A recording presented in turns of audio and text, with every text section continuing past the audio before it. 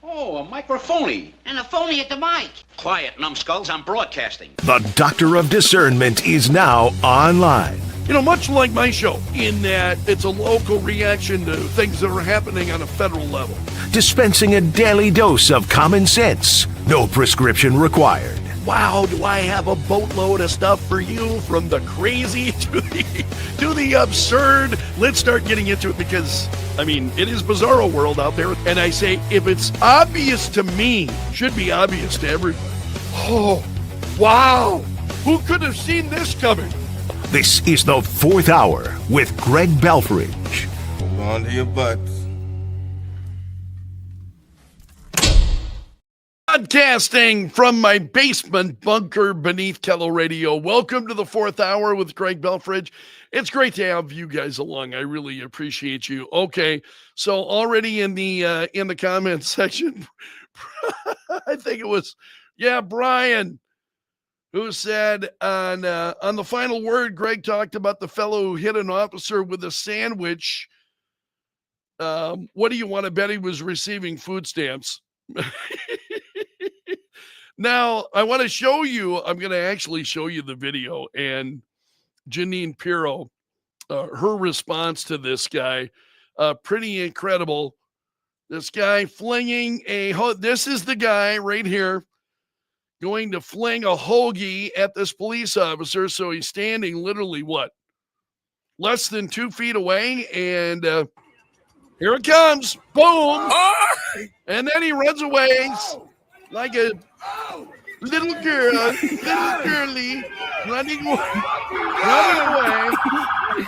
And you hear the folks there laughing.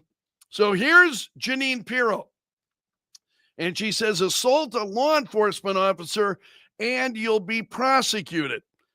And here she's, this is about a minute long, but it is absolutely worth it. Here we go. So President Trump has vowed to make D.C. safe and beautiful again.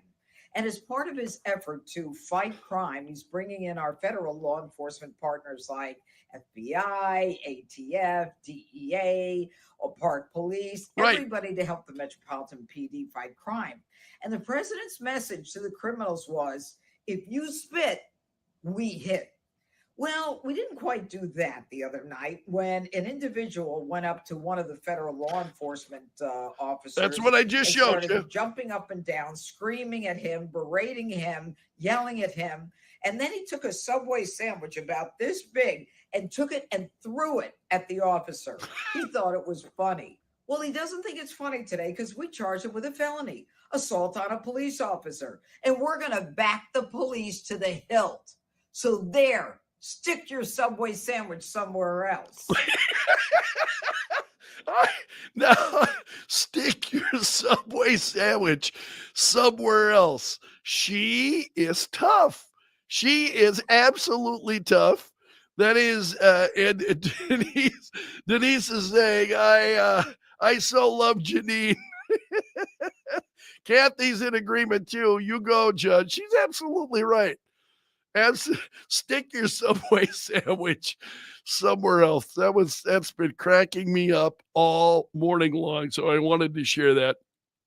Okay, the president will be meeting with Russia. He met with Ukraine yesterday. He also met with European leaders. So they agreed on red lines. Who's written this piece? Rick Moran. He says Donald Trump appears determined to make success out of the Friday summit. They talked about the red lines yesterday. Putin praised Trump for making quite an energetic and sincere effort, in my opinion, to stop hostilities, to stop the crisis, and reach an agreement that is of interest to all those involved in the conflict. So he will be meeting with the president coming up tomorrow. The president has not elaborated on what consequences Putin might face, but he warned of very severe consequences if Russia does not make peace with Ukraine. So we'll see where it goes. That'll be the big story tomorrow. Also, the president, I spent a lot of time, and I think it's a huge story. It's going on with Washington, D.C. And this is a piece by Abigail Nichols. Yes, D.C. is just as bad as Trump says it is. And she writes, in just one summer of living in D.C., I witnessed a couple fight over crack cocaine on the bus while the man threatened to beat his girlfriend, and also homeless regulars sleeping on Pennsylvania Avenue around the corner from the Capitol building while rats roam right next to them. I've seen a dozen people show signs of schizophrenia as they yell at the empty bus seat or open space next to them. I've witnessed homeless people in camp right outside of Union Station. A man tried to break into my car while I was getting ice cream in the Eastern Market. Single moms full of anger that they directed their kids while on the metro and buses, and urine perfume every metro station I've been in. You don't have to look far to see the brokenness, violence, and filth that's in D.C. In fact, I took a quick drive around the city, captured the photos below showing readers that reality, but that hasn't stopped legacy media journalists from denying that D.C. has a problem, likely from their ritzy neighborhood bubbles and multi-million-dollar mansions. So here are some of the photos that she included. I want to see. This is a homeless guy sleeping right in front of Union Station. And she goes on. And here you see the encampments, people huddled up, homeless. Yeah, sleeping in doorways. They do the same thing here in Sioux Falls, where you have people who have done that. There is our front vestibule, our front entrance. You have to get through two doors to come into our building, both front and back.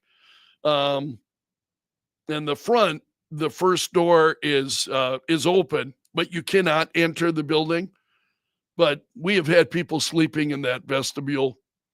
You see it commonly. So in Washington, D.C., one can only imagine.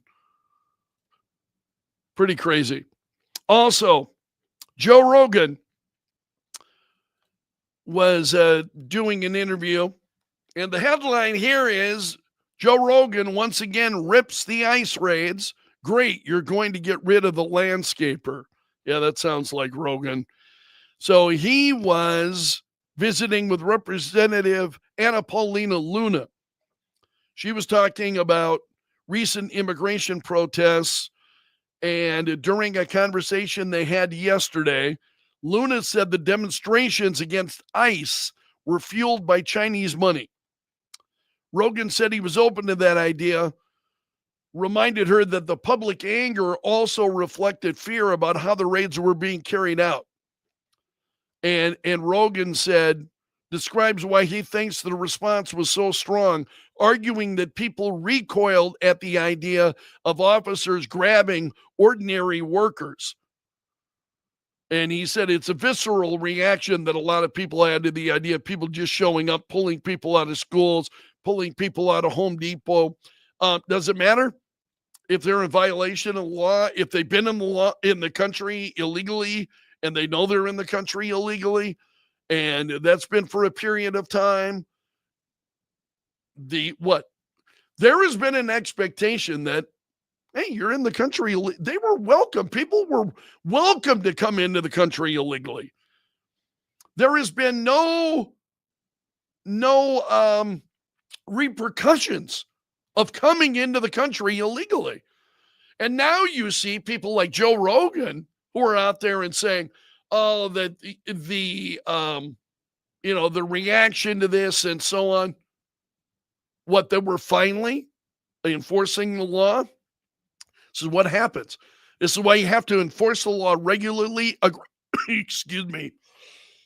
This is why you have to enforce the law regularly and aggressively. This is why you can't say, oh, time out. We're just going to let, people come into the country illegally and we're not going to respond to it, is because then you start seeing, oh, the guy's just a landscaper. He's in the country illegally. What is so hard to understand? This is what amazes me. And again, do I enjoy seeing people pull out of the, if you're in the country illegally, the president was pleading with people, this administration pleaded with people, if you're in the country illegally, before he even took office, he pleaded with people, if you're in the country illegally, get out now. Get out now while you can. And so people decided they didn't want to do that. They didn't want to leave the country. They're just going to stay. And that's why you see people being dragged out now. They were told. I mean, this isn't that hard to understand. What is the difficulty in grasping what it is that's happening? So people, the Trump administration repeatedly said it. Tom Homan said it. If you're in the country illegally, get out now. Get out now. Get out before we come for you. This is like living in bizarro world. And then Joe Rogan, who is somebody who is an incredibly thoughtful guy, don't agree with him all the time. That's fine. He's entitled to his opinion. But I think when he's out there and he's taking that kind of a view of law and order, this is why you get more and more people who think they're immune. They don't think the law applies to them. I'm sorry, it does. It absolutely does. And then also this from the New York Post, and this is going to be our final story this morning. Hunter Biden, Melania is considering a $1 billion defamation threat over Hunter Biden and remarks that he had said about Jeffrey Epstein introducing her to Donald Trump. And so the 2-word response, yeah, you can't imagine what that is. And that is absolutely typical of that dirtbag. All right, and you have made it to the end of the video. Congratulations. You are part of my gallery of champions. Special salute to the Bunker Brigade. Those of you who are here each and every day, I appreciate all of you. Those of you who subscribe and follow and are part of what we're doing, you're just so much appreciated. So let's do it again tomorrow. Hope you'll be back. I'll see you then. Until then, I'm underground and gone.